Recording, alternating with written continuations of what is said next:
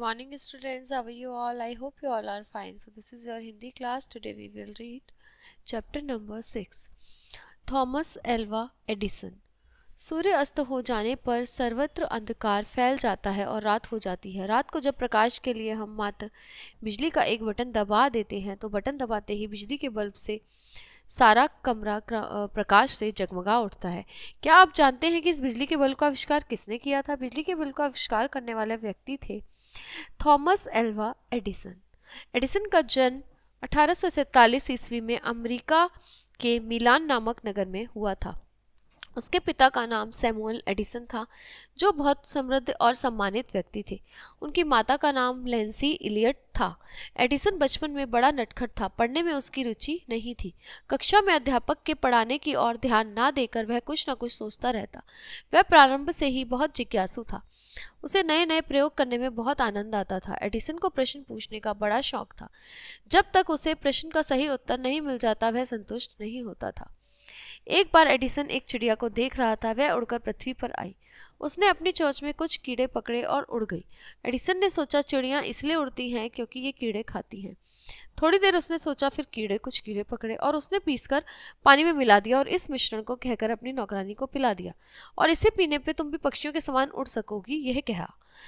बेचारी उड़ तो न सकी परंतु बीमार अवश्य पड़ गई। बालक एडिसन की मां ने उसको ऐसे मूर्खतापूर्ण प्रयोग ना करने की चेतावनी दी।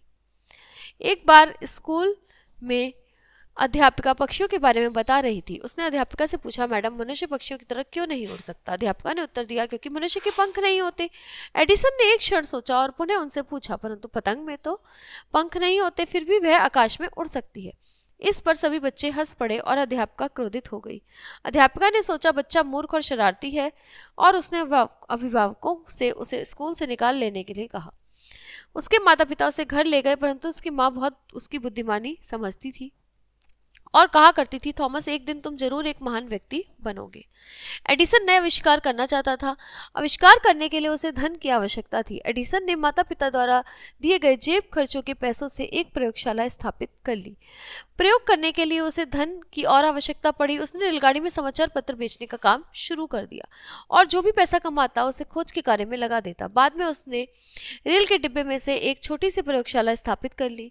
एक दिन जब वह रेल के डिब्बे में एक प्रयोग कर रहा था तो थोड़ा सा फास्फोरस डिब्बे के फर्श पर गिर पड़ा और उसमें आग लग गई। एडिसन सहायता के लिए चिल्लाया, लोग दौड़े और सभी ने मिलकर आग बुझाई, परंतु इससे एडिसन का रेलवे में समाचार पत्र बेचने का काम खत्म हो गया। एक बार एडिसन अपने मित्र के पास ठहरा हुआ था। उसका मित्र एक कंपनी में कार्य करता था। उस कंपनी में एक महत्वपूर्ण मशीन थी। एक दिन अचानक ही मशीन रुक गई। उस समय एडिसन वही था। उसने मशीन को देखा और कुछ समय में ही उसे ठीक कर दिया। कंपनी के मैनेजर ने एडिसन की बहुत प्रशंसा की और उसको एक अच्छी नौकरी दे दी। वहां नौकरी करते हुए एडिसन ने अपना सारा कर्जा चुका दिया और अपनी प्रयोगशाला को बढ़ाया। धीरे धीरे एडिसन ने प्रतिदिन उपयोग में आने वाली अनेक वस्तुओं का आविष्कार किया। एक के बाद एक नए आविष्कार होते गए, जिससे एडिसन को अधिक यश और धन की प्राप्ति हुई। उसने एक ऐसी मशीन की बेटा खोज की जिससे बात करने वाली मशीन कहा जाता था। इसे हम ग्रामोफोन कहते हैं। इससे वह समस्त अमेरिका में प्रसिद्ध हो गए थे। इसके बाद एडिसन ने बल्ब के निर्माण का आविष्कार शुरू किया और उस समय बिजली तो थी परंतु उसका उपयोग करने रोशनी से के लिए नहीं होता था। उसने लोगों को शीघ्र ही बिजली की रोशनी देने का वचन किया। लोगों ने इस कार्य को असंभव बताकर उसकी हंसी उड़ाई, परंतु एडिसन कठिन परिश्रम करता गया और उसने हिम्मत नहीं हारी। अंत में वह बिजली का बल्ब बनाने में सफल हो गया। तो ऐसे थे हमारे थॉमस एडिसन, ठीक है, जिनके बारे में हमने पढ़ा।